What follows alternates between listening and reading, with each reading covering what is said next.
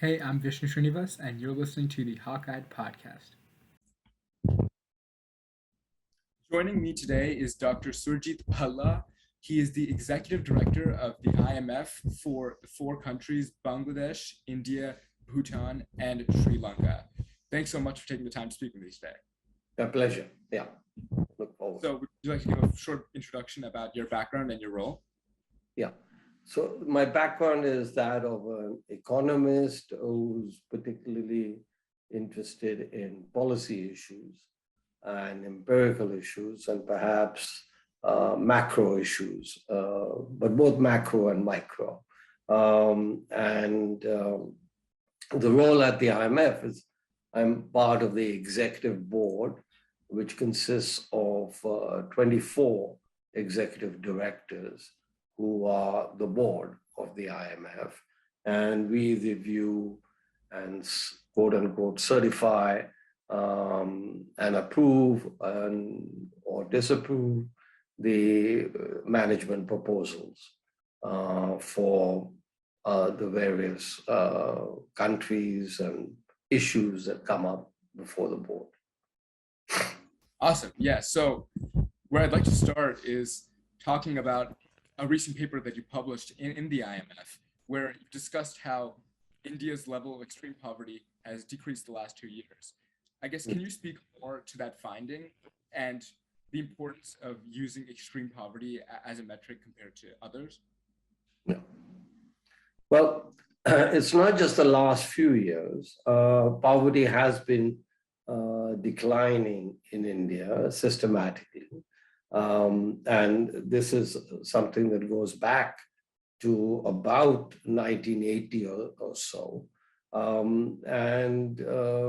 But what was remarkable in our finding is that the poverty level, and I'll come to the definition of extreme poverty, stayed constant at around and less than 1% of the population in the pandemic year 2020. Now, this is extreme poverty, and extreme poverty has been synonymous, and the poverty line. So the way poverty is measured, it's a 0-1 variable. So either you're poor or you're not poor. And there is a particular consumption level. For some countries, poverty is defined on an income basis. In India and most of Asian countries, is defined on a consumption per capita basis. And so if you consume less than a certain amount, then you're poor. If you consume more than that certain level, and maybe infinitely more, you're not poor. So it's a binary variable. Now, this line has been continuously rising over time in real terms. And broadly, it was $1 a day back in the 80s, then became 1.08, then became 1.25, then became 1.90. And part of that increase is due to inflation, but about 18% is due to very simply that the poverty line has gone up. So, and the World Bank is the gold standard for the measurement of poverty. And the World Bank has, until now, taken the Indian poverty line, and the most recent Indian poverty line is the Tendulkar poverty line, which came out in 2004-05, then was applied to 2009-10, then to 2011-12. And so that line in PPP terms is 1.90 PPP dollars per person per day.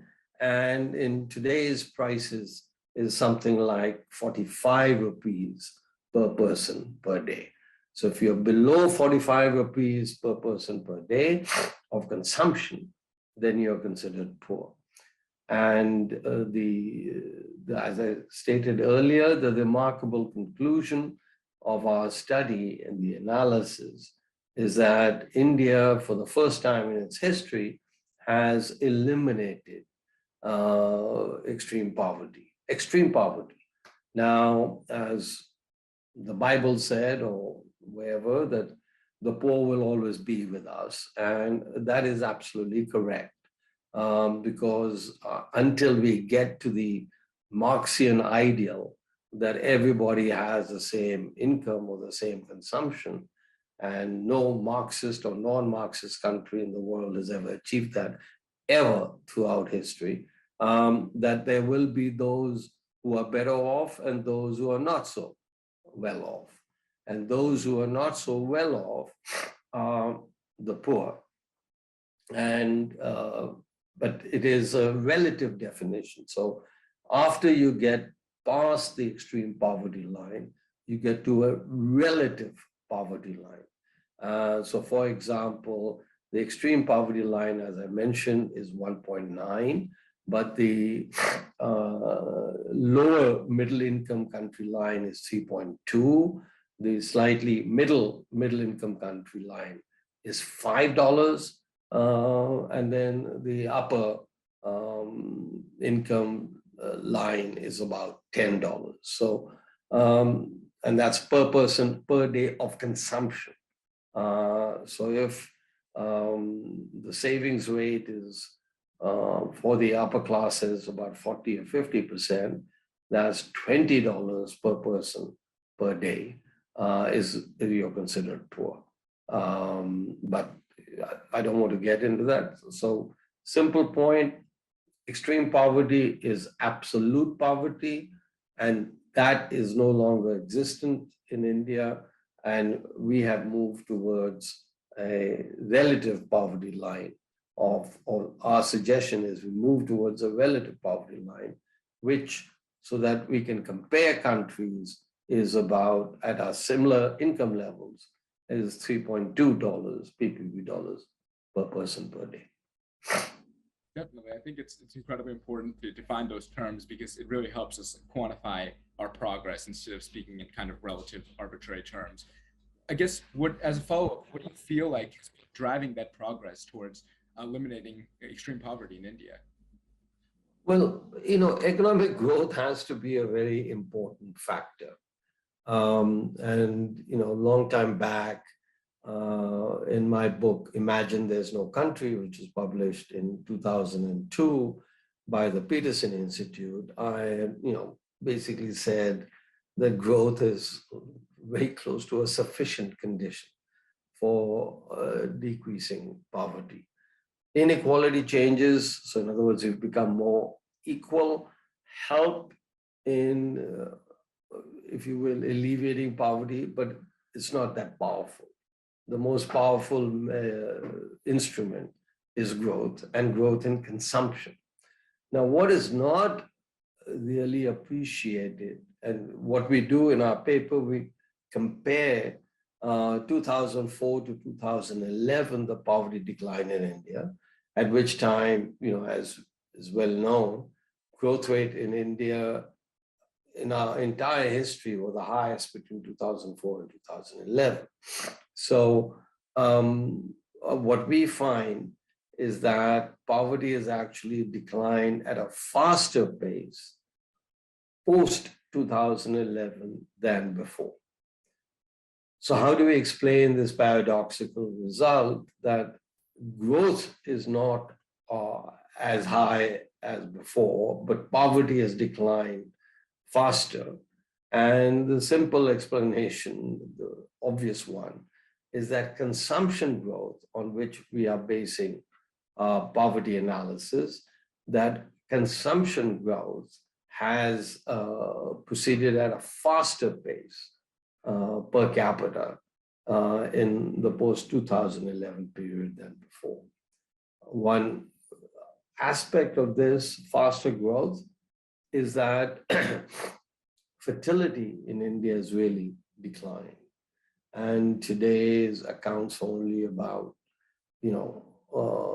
1% total population growth, down from about 3% population growth. So in per capita terms, you are, 2 percentage points higher for the same amount of national consumption growth because of the fact that the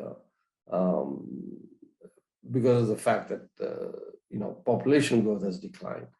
And so that, I think, is an important part of the explanation of why, and that growth has sustained. The last and possibly the most important aspect for the current situation, the pandemic situation, is what has happened to poverty after you include the value of direct transfers, in-kind transfers. In India, we've had the PDS system of delivering food to the poorest, and the poorest, mind you, can be 50, 60% of the population.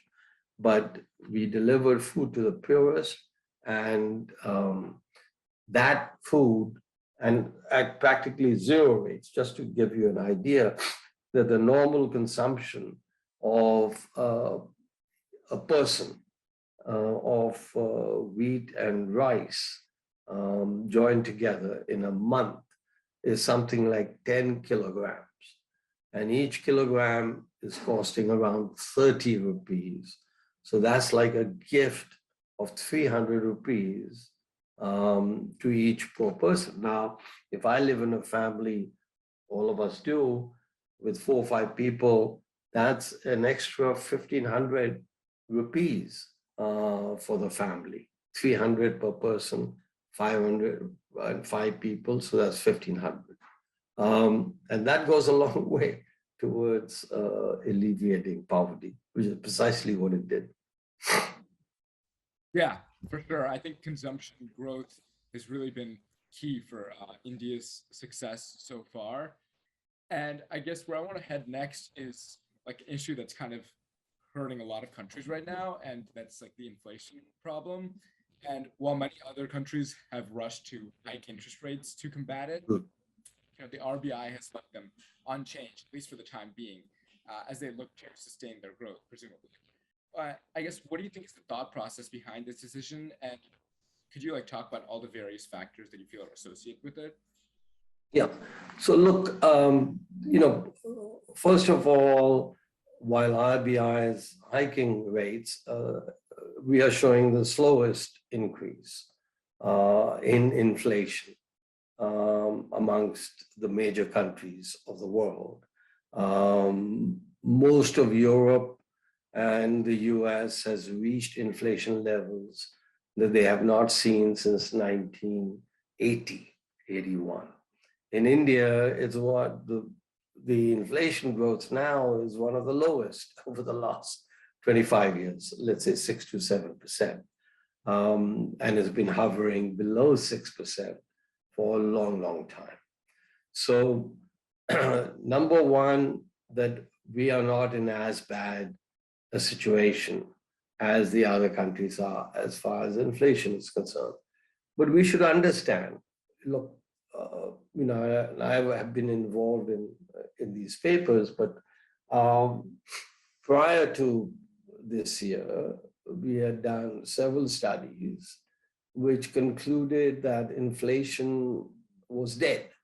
I even used that phrase in an article in a presentation at the IMF, no less, back in 2017.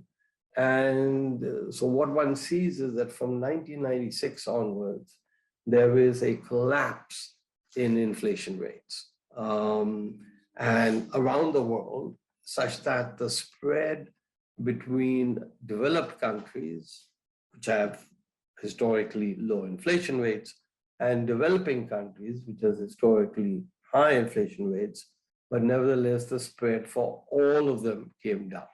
Okay. So the simple recognition point is that we need to realize that this inflation experience is unlike anything the world has ever experienced. And that is why, if you will, in terms of forecasting, practically the whole class failed.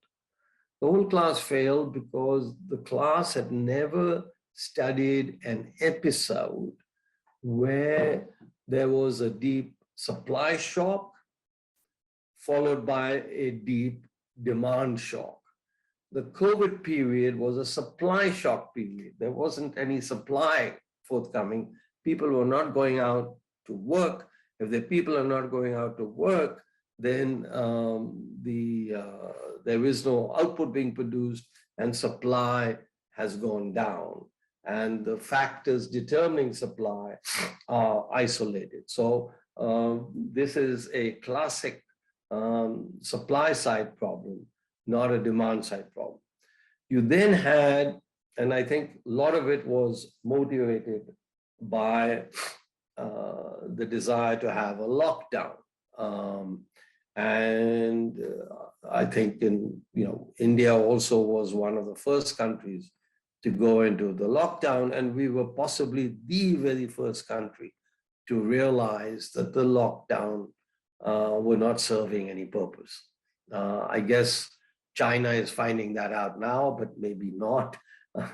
But we began to emerge out of lockdowns back in July of 2020, after having instituted in the beginning or end of March 2020. So it took us 3 months to realize, before that, because we put in place the policies to withdraw from lockdowns in July. So you had a supply shock via lockdowns. And one of the messages that I try and communicate to people is, when we look at the present world, and we know there was a pandemic, and we know that several lives were lost. It was a pandemic. It was a serious story. Now, there has never been a case in history. The world and countries have faced contagious diseases from time immemorial, whether it's a plague, whether it is HIV, whether it is polio, whether it is the flu. We have had, or tuberculosis, you name it. There's been a long list of deadly viruses. And the world never instituted, no country ever instituted a lockdown. Never. Okay, didn't even think about it. Or maybe they thought about it actually in 57, 58. There was a very serious flu in the US. And at that time, the flu caused more excess deaths than the COVID did now in the US. So this was a flu in the US from October of 57, to April, October of 57 to April of 1958. So we had a lockdown policy, and I think research should go into why did all the countries follow the policies of lockdown, but that happened. Now, once the countries realized that the lockdowns were not really working, they slowly began emerging out of it. But what did happen in last year is that after the vaccine, everybody emerged out of it at the same time. I mean, and you can't blame anybody. This is very natural. We've all been in a prison for 2 years, and never has such a large part of the population been in prison in the entire world at the same time. So we all emerge from prison at the same time and demand goods, and supply is obviously not there. It takes time for supply, for factories to get in motion, for people to come to work, etc. The demand comes instantaneously. Look, I want food, I want this, I want that. That is what is causing the present inflation. It is not money supply, which I guess is back in fashion as a determinant I don't know what else is, or fiscal deficits. Fiscal deficits have never really caused inflation. Money supply has never really caused inflation. And we need to understand why is it from 1996 at least, 80s you had the Volcker episode, 70s you had the oil price increase. And actually, while on the oil price increase, I'm going to point out in 1998, the oil price was $10 a barrel, went to $140, 14 times in 2008. And throughout this decade, the inflation rate went down, didn't go up. Okay, so oil prices are not really, they affect price levels, they affect relative prices. For a short run, they might affect inflation, but they really are not a determinant of inflation. The one common is either money supply or fiscal deficits. And study money supply and fiscal deficits for the last 25 years in the world. And indeed, there were a lot of studies saying, oh, how come this money supply is not having any effect on inflation? And, you know, we've got M0, M1, M2, M3, M4, credit card, you know, you name it, the world is awash with the liquidity. It has been for a long, long time and did not result in inflation. So I think we need to look at this present episode with somewhat of a detached view that this is something the world has never experienced before. And likely, unless we have another set of lockdowns, but I think the world has learned its lesson, we won't. So this has to work itself out. Supply has to come on board. And then, mind you, the world got hit with the Ukraine conflict. So, you know, it's been a bad time for the world for the last 2.5, 3 years. And that's what has resulted in now high growth and high inflation. Sure. I think it's really important to note the unique nature of the lockdown situation and the kind of shocks that it caused. On the flip side, India's tax revenue collection and exports have reached record highs so far in this fiscal year. So I guess, what do you think this says about the direction that the Indian economy is heading in? You know, and that is continuing. Look, there was a major corporate tax cut in September of 2019. For the first time in India, we cut corporate taxes by this large amount. And this is after several years of cleaning up. And I remember at that time, the policy received a lot of criticism. Oh my God, you know, tax cuts don't lead to increase in revenue. And we had offered in a separate academic paper, the Laffer curve, and which fits really well for many countries in the world. That, you know, if you have a 0% tax rate, you have zero revenue. As you increase tax rates, revenue goes up. And then beyond a point, revenue starts falling such that at 100%, you have zero tax revenue. So if you have 100% tax rate, nobody's going to pay. So nobody's going to work. So, I mean, this works quite systematically. So anyway, that was instituted. But before we could observe the effects of the corporate tax cut, 6 months later, there was a lockdown. So, you know, it was, so this is the first time we are seeing the effects of the 2019 corporate tax cut, and the effects are very, very encouraging.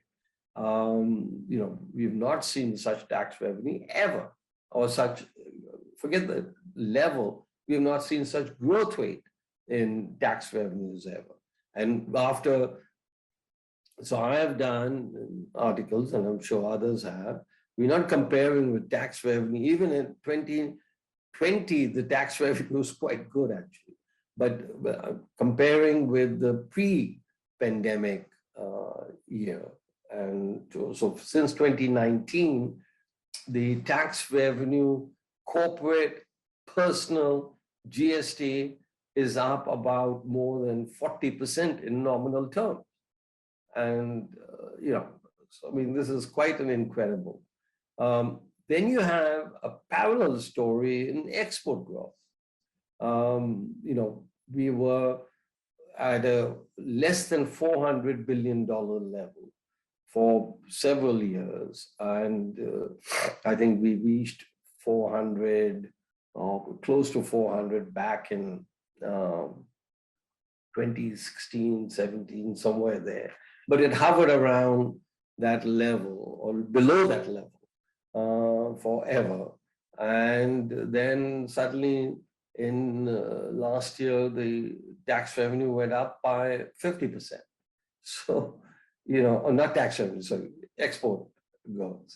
So I think it suggests that the Indian economy is really in quite a good structural shape, and something that's recognized by the IMF in its WEO forecast, which you mentioned at the beginning, such that India is forecast to grow at the fastest rate amongst major economies in 2022, 23, 24, 25.